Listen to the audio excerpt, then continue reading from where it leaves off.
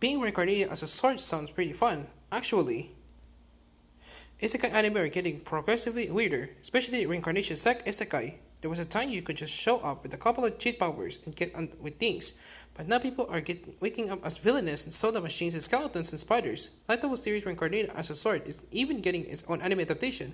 At first, teacher's play freaks out a little bit, but on the second look, we think maybe this intelligent play has a dream life, or maybe we're just trying to hold back an existential crisis. Either way, humorous, here's why your sword type will be totally fine if it won't miss a human body at all.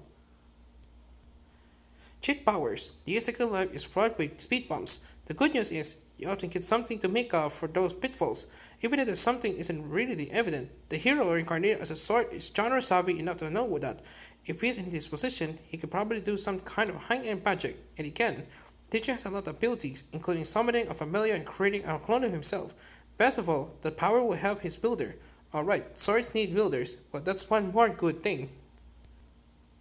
Get carried everywhere. The immediate problem of being reincarnated as a sword.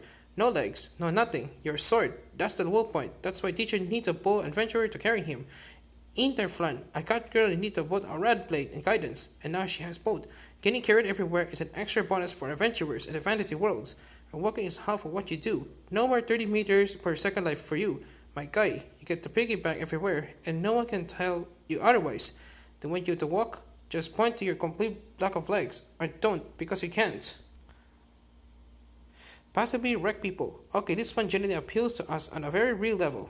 We'd love to be cool adventurers fighting monsters, but we're also aware that the adventurers whose stories we see are the past of hundreds who could cut it, and we, or at least there's a couple people in this newsroom who could probably fight, not have the level of swordsmanship, and when you're reincarnated as a sword, that's someone else's problem. Teacher brings the magic, Fan brings the active skills, and together, the takes of the world. Sounds like a pretty sweet deal to me. Look forward to reincarnating as a sword coming to the small screen in the near future.